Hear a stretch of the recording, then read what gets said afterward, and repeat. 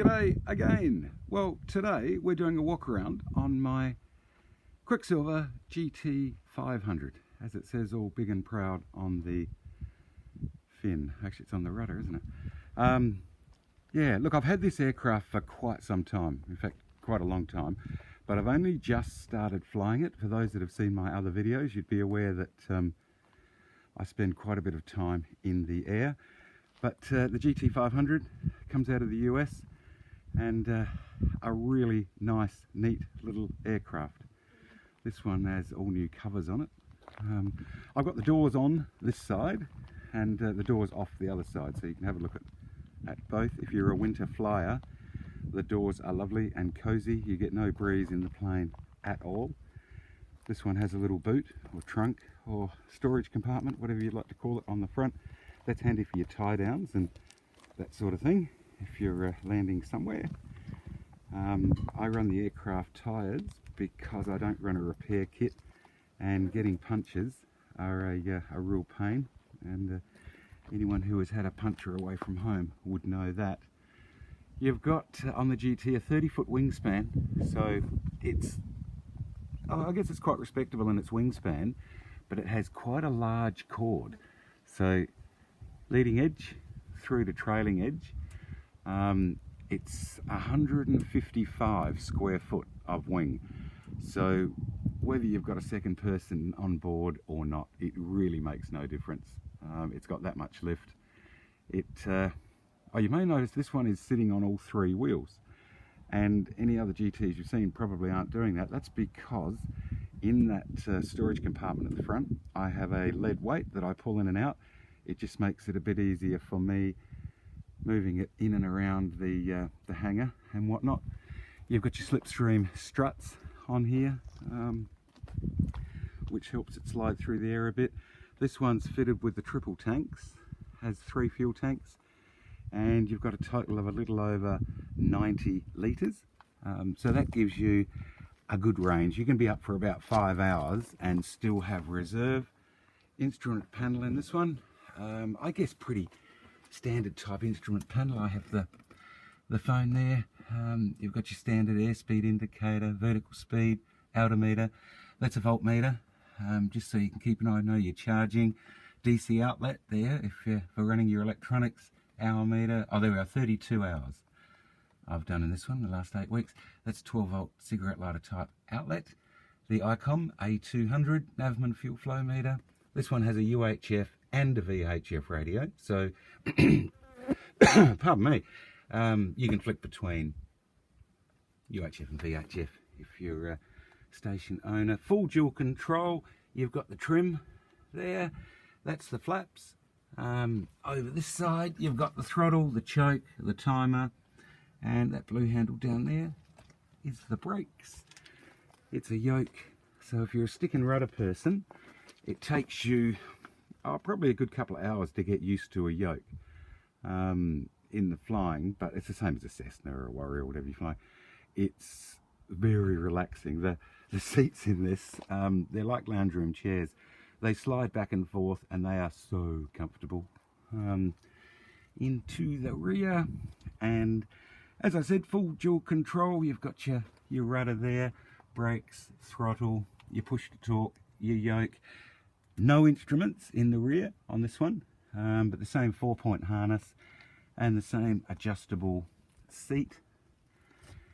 I have a fuel manifold, so that's a triple tap, as you can see. So all 3 tanks run to that manifold, and then they head off back to the motor.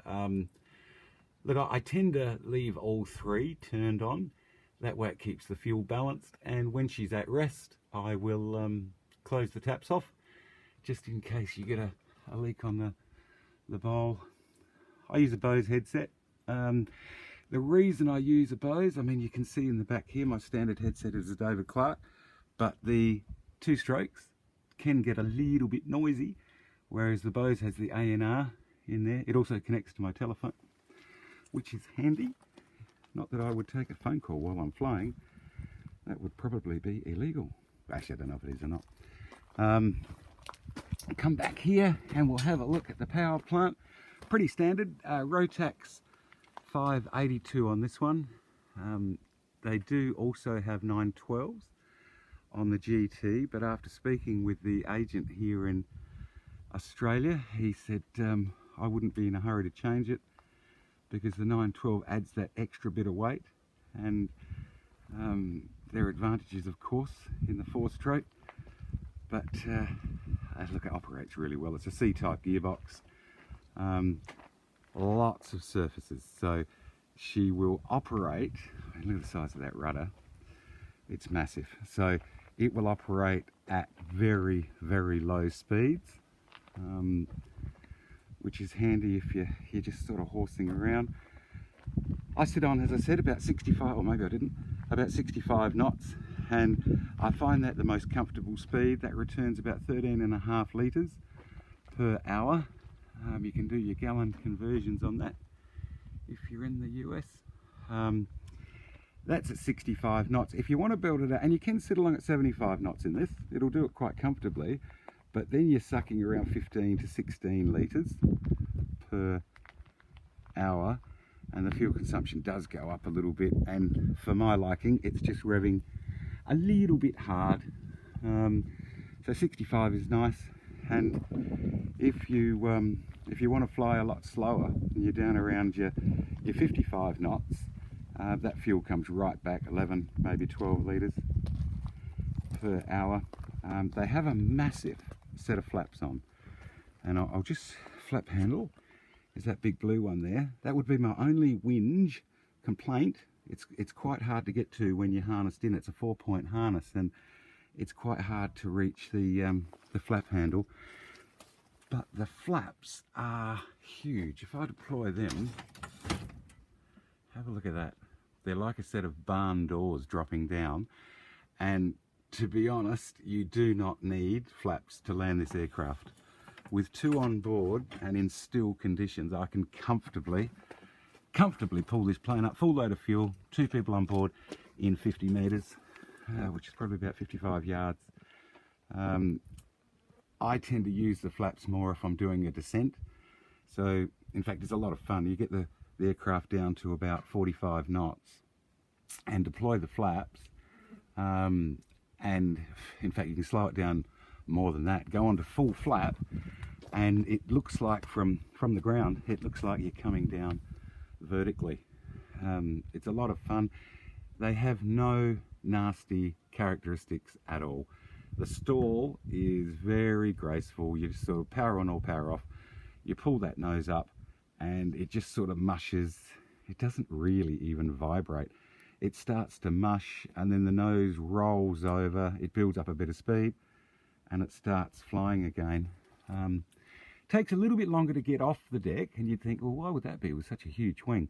But I've got very large tyres for this aircraft, very large tyres on the mains, and because of the terrain that I take off and land, so that alters the angle of attack and makes it sit very flat, and it doesn't really get a lot of wind under the surface. So probably 100 metres to take off, or 105 yards or something. If you put the standard tyres back on, that would lower the rear of the aircraft, bring the nose up, give you a little bit more angle of attack, and she'd jump off a lot easier. The 582 with the C-type gearbox on it really does, I mean, it hits its power. You're up around your 6.2 within a second of opening the throttle. So it accelerates. It's a 3-bladed Brolga prop. I'm not sure if they're still around or not now. I think Bolly may own them nowadays.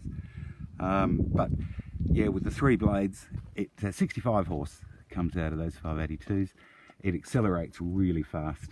But there you go. So that's just a quick look at my GT500. If you're in the market, or you may know someone with one, or you just wanted to have a look at a GT500, and you've seen them around. But there you go. Hope you enjoyed the video. Thanks. Cheers.